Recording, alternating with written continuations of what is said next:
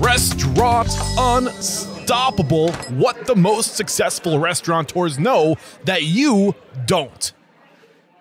You grew a lot as a business-minded individual working at Annika Jane's. Yes. So again, paint that picture. So who you were when you entered and who you were when you left. All right. So when I entered Confident Chef, and at this time I was really ready to make my mark just in the Portsmouth region, right? Like people kind of knew me, and that sounds wrong. And when I say that, I don't mean like I was trying to get people to know me. It wasn't an egotistical thing at all. I'm the first one but it's brand who will building, harp it's on my own self. But yes, it is brand building. And it's also like, it's brand building because I knew my goal was to get my own restaurant, right? So, or to eventually own my own restaurant. So, Annika Jan's, I knew was going to be a really good spot for that because it was a restaurant that had a great reputation. And then, not saying it didn't have it. I'm not saying it then didn't have a great reputation, but it was just so many new things popped up. And Annika Jan's was like one of the OGs. Yeah. But then like you had a lot of restaurants pop up, both in Kittery and in Portsmouth. And it was like not overshadowed, but it was like, hey, let's go check out the new guy. 2000. This is 13? 2014. Okay. So real quick, I just want to backpedal a little bit because you kind of felt like you had to defend yourself and saying, and like people didn't know me. But here's the thing, and I want to make sure people understand this.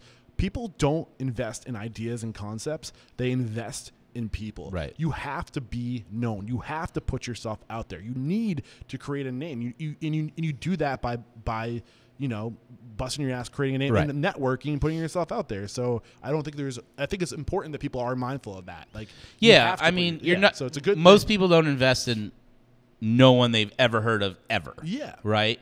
So I just felt Annika Jan's was the right spot. I lived in Kittery. I love the space. I love the size. I love the open kitchen. It was one of those things where, you know, the menu didn't change very often. It was definitely, I thought the restaurant was really good and it could be really great.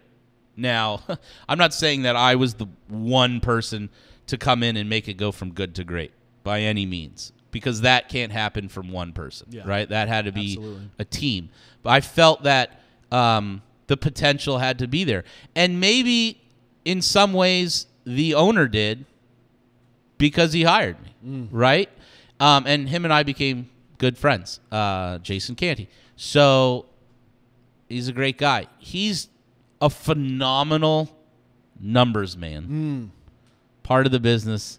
Huge. To this day, I still hate. Yeah, right? It's so important. It's all numbers. So I got to go back a little bit because you said you helped take it from good to great, and you didn't do it by yourself, but you were a part of it. Right. But how do you take something from good to great? So, and I'm not to correct you. I'm not saying I did take it from good to great. That was my goal. Okay. Was let's get a team in here where we can take it, you know, to the level that all the other restaurants at the time that were being talked about more were. So for me, that was, you know, building a team, right? Okay. How do you do that? It's very hard.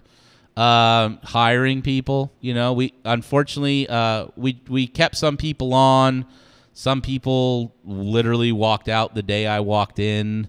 I'm not exaggerating. Well, it's gonna happen. It's gonna happen. Yeah. You know, and then when I started, I told Jason that I didn't want to just be an employee. Now I had, and again, I think some of this was coming off of the confidence I had for just being the exec at Arrows and stuff, which was, look, I understand I am an employee. I'm the executive chef of the restaurant.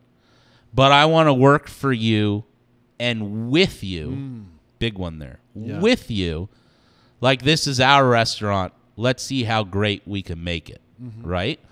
And I think he liked that because in his head, if I'm going to treat it like it's my own, unless I'm like this insane, person who's going to like just act like a douche, which you would probably find out pretty quickly. I'm going to work my butt off, even though it's not mine, but treating it like it's mine. But what happens when you do that? So it goes good or bad, right? So how do you make sure it goes good?